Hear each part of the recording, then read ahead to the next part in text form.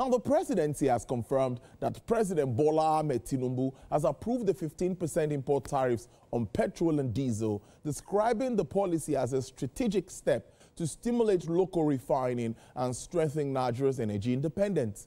According to a statement by the Special Advisor to the President on Media and Public Communications, Mr. Sunday Dari, on his official X handle, the new policy is a bridge, not a boarding, aimed at transforming Nigeria's petroleum landscape and securing long-term economic stability. He described the policy as a strategic measure to end Nigeria's dependence on imported fuel and accelerate the country's path to energy self-sufficiency. He explained that for years, Nigeria has depended heavily on imported fuel, despite being one of the world's leading crude oil producers, a situation that drained foreign exchange, hindered job creation, and stifled local refining investments. Meanwhile, on the other side, the Nigerian Labour Congress has cautioned against Nigerian government's newly approved 15% import tariffs on petrol and diesel, warning that the policy could backfire if it leads to price manipulation or consumer exploitation. The spokesperson of the NLC, Mr. Benson Ukpa, said this in an interview with Newsman. Well, let's break this down and get the basics of it. Right in the studio, I have Professor Ken Ife, who is a development economist. Prof is not joining us from Abuja today. Prof is live in our Lagos studio. Prof, good afternoon. Thank you so much for coming. Thank you for having me. Thank you, Prof. Prof, you heard my introduction, obviously. Oh, yeah. And you know, definitely when policies like this come up, we have pros and cons, like some would say. Of course. So what is your own understanding at this time where we are all waiting for the 2026 implementation of the big four tax laws? Now we are hearing about this. So some of us are worried. How does it come to you, Prof? First of all, let me say the background. From independence in 1960, we had political independence. But up till now, we have not had economic independence. So this is the most consequential, most robust measure, fiscal tariff compliance measure that this administration has embarked upon, and it has a far-reaching implication on many economic fronts. And let me put this into perspective. We've inherited since 1945 what we call a specialization in our division of labor, where we are to be exporting raw materials and then importing and consuming finished products. Now, when you export raw materials, you are exporting your jobs and you are importing poverty.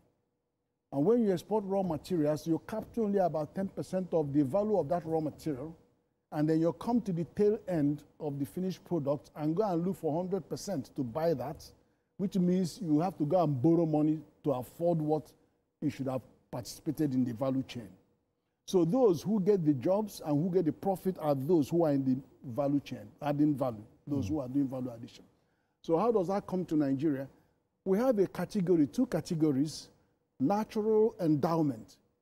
God has given you agriculture, giving you solid minerals, giving you raw crude, and then gas, natural gas.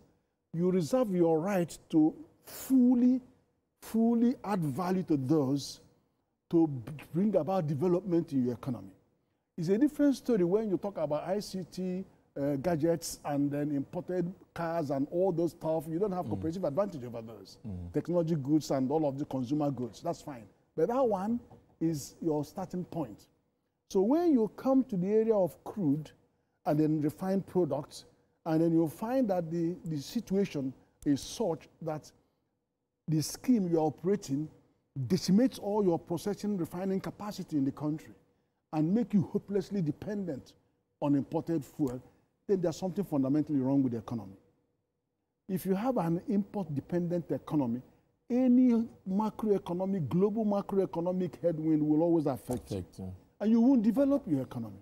So explain to me why the biggest producer of crude in Africa and gas in Africa is hopelessly dependent on importing finished fuel, and gas. We couldn't. You can't explain that. And yet you have the preponderance of government business, 4 refineries dead, you are paying salaries, and nothing is happening.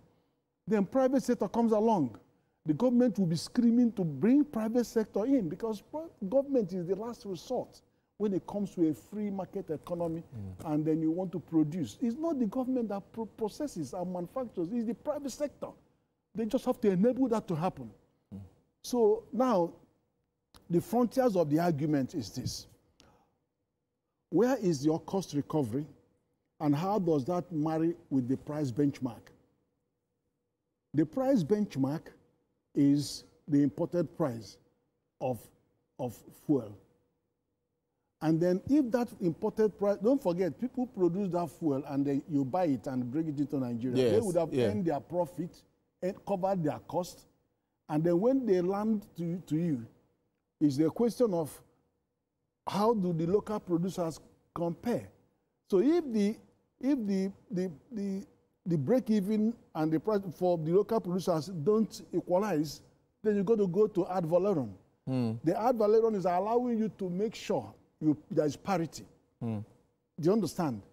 And then the thing is now, where do you locate that parity in terms of consumer protection, in terms of our, how do you protect the 230 million Nigerians at the industry? Yeah. Our price point is about 860 naira to a liter. So for landing costs? Yes, and then you now add 10%, which the government proposed, 15%, which is another 100 naira, 99 points. It comes to about 960, thereabout. But that's only $0.6. That is $0.6. But Prof, Ghana is charging $1.37. Then for a liter of fuel. Yes, Cote d'Ivoire and Senegal, 1.7. So Nigerian fuel is still half the price of Ghana, and then it's still 1/3 the price of Senegal and Cote d'Ivoire. So those importers that are screaming, why don't you carry that your thing, go and sell it to Ghana in Ghana and make 100% profit, go and sell it in the other country and make 200% profit. So why must it be Nigeria that we are fixated on decimating their productive capacity? That is the argument. And the second argument is, oh, wait a minute, that is the prices are going to go up. Yes, that's what I wanted to do. There's a potential. Okay. Let me deal with that. Yes, please. There's going to be increase in price. And that's the worry. The prices are going to go up on 2 counts. One, are you actually having enough to maintain the domestic consumption? And 2, what are the likelihoods that you push the price up? And then Dangote says, look, we guarantee the price till sometime end of December. We'll guarantee that price is not going to move. And they are doing that because of 2 things. They are believing that you will honor your DCO obligation, domestic crude obligation. This gives them naira to crude. And that's in the PIA. And the president has moved that since last year. 2, that they can rely on their infrastructure rollout. That is, they have resolved the asymmetry and misalignments in the logistics and the crude supply, gas, not gas, the fuel logistics. Okay, fuel logistics, yes, distribution. They've done that. They put 1.7 trillion on the line, from 4,000 to 10,000 on the line, just to ensure that they can lubricate. So they are ready, and I guarantee. And then the next thing is all about petrol supply. Are you going to have enough to meet the requirements? So you've got a price stability, you've got a guarantee of delivery. Then the next one, because they piloted that last December and it was successful. Now, now is okay, how about sufficiency of supply? They are currently producing 45 million liters of PMS. Why are only 20 million is being absorbed? Exactly. Why are they not meeting up with our demands? The other guys are given impossible conditions to handle the other 25 million. So he's having to force to sell his 25 million. And having said that, that is higher than what Nigeria is actually consuming.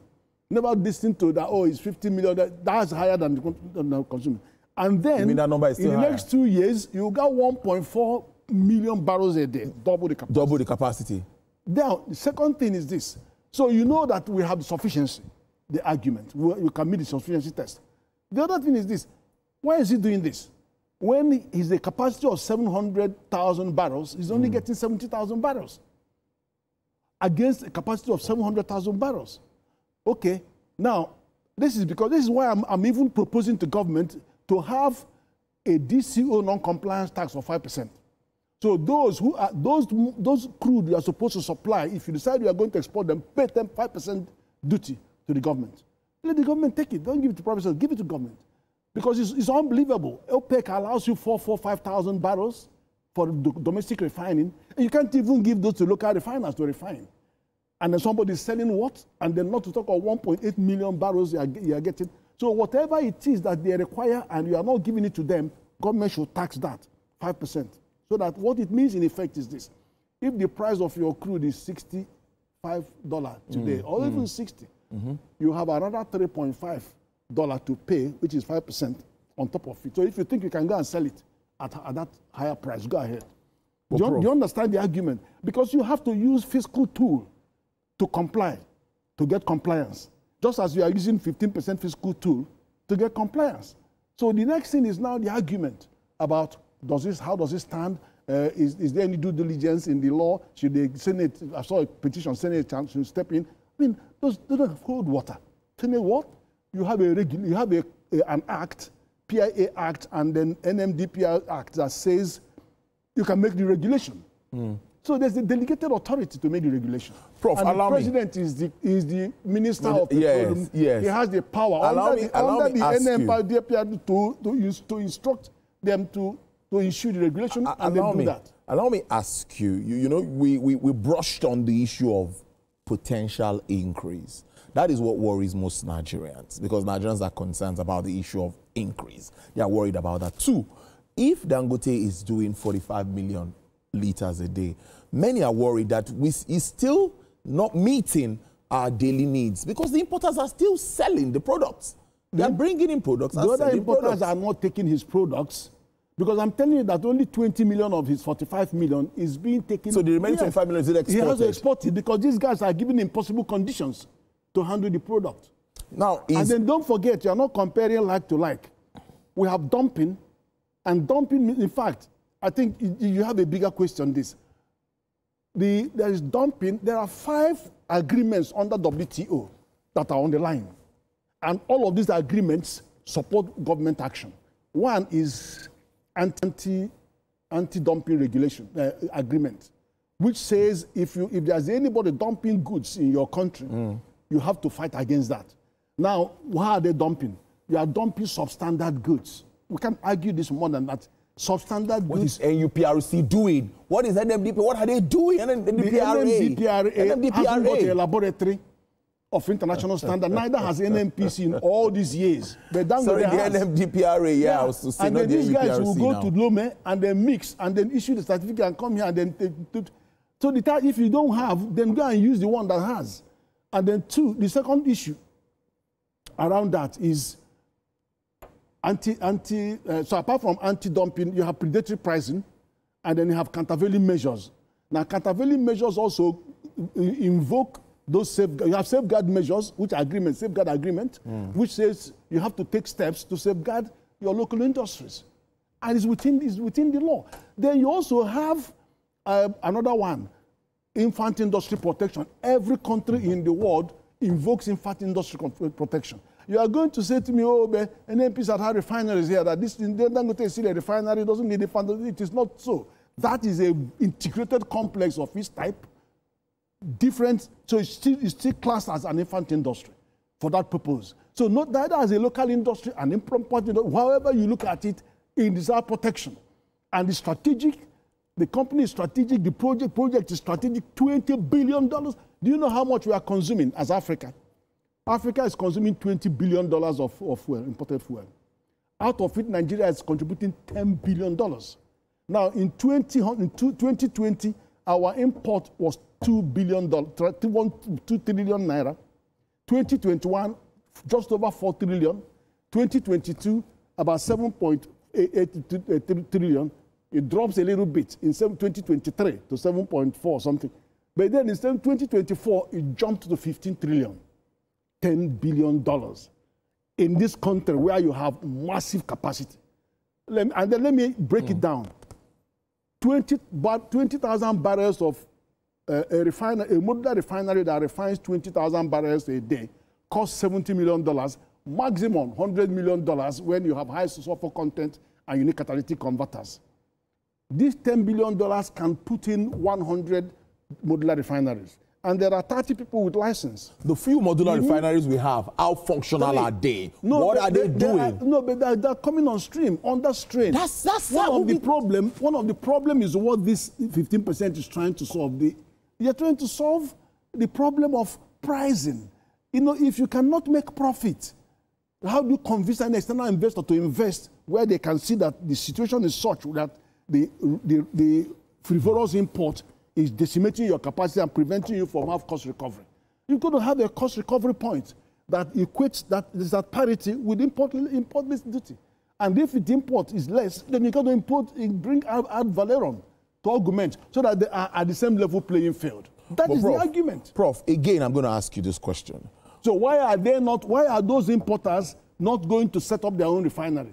It's a big question for the importers. I'm sure they're listening to us. The importers they can have 3 refineries, 4 refineries, and use their tank farm to aggregate their produce.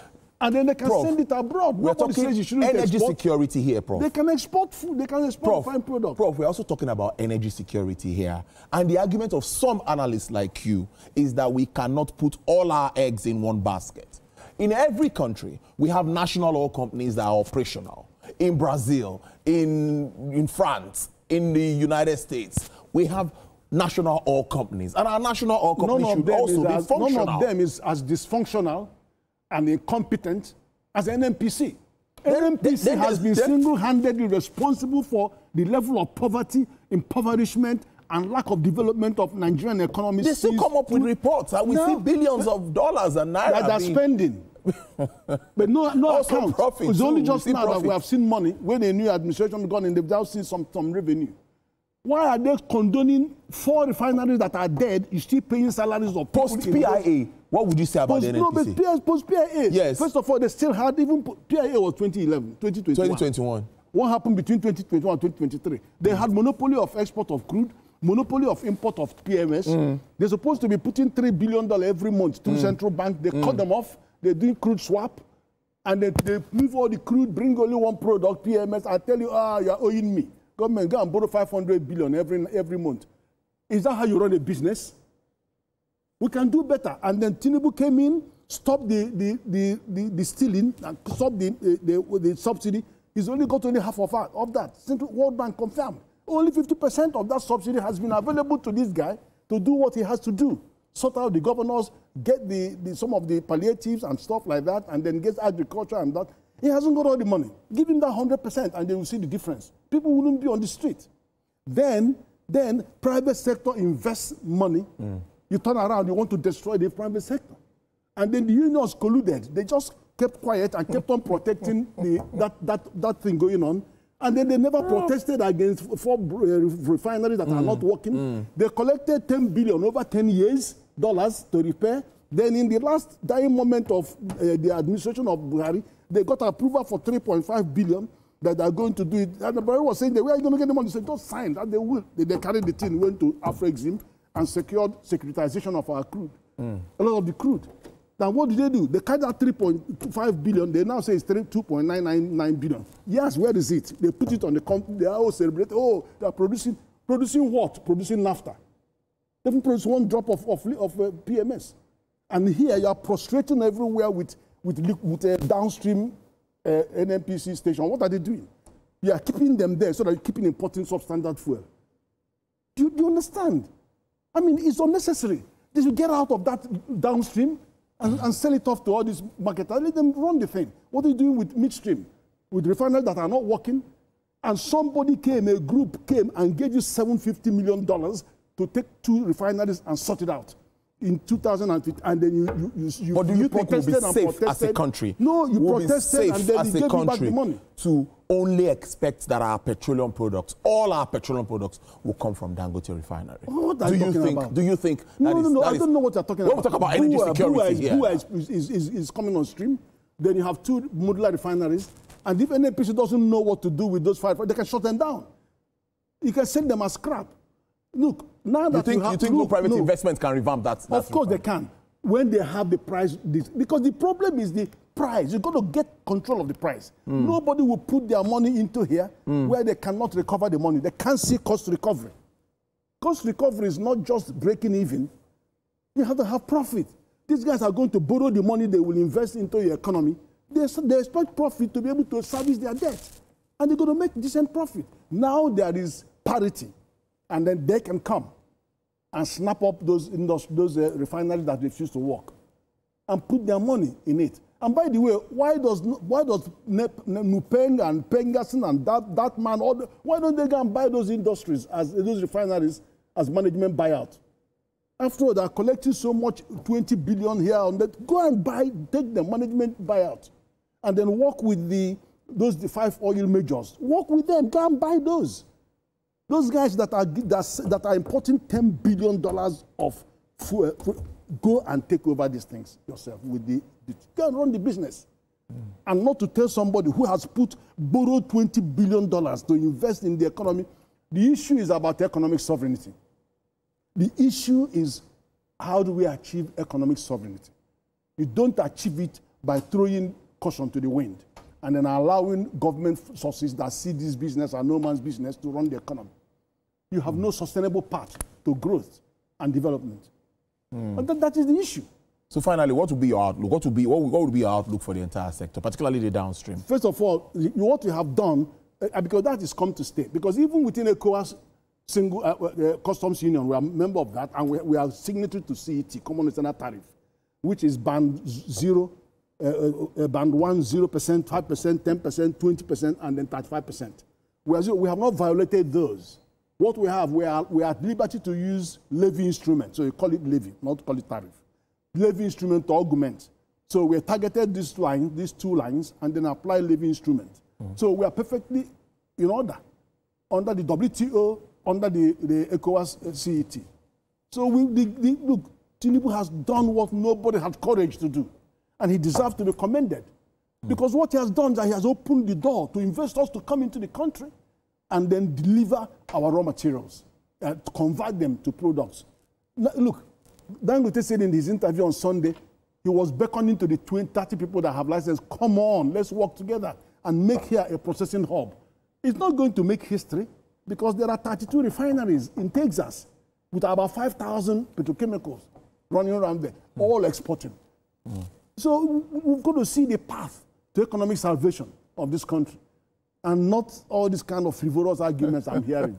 Prof, I must thank you so much for your time. It's really good to have you live in the studio. It makes the conversation more interesting. Development economist there, Professor Kenny Faye. Thank you so much. I hope to see you again soon. Always a pleasure. All right. Thank you so much, Prof.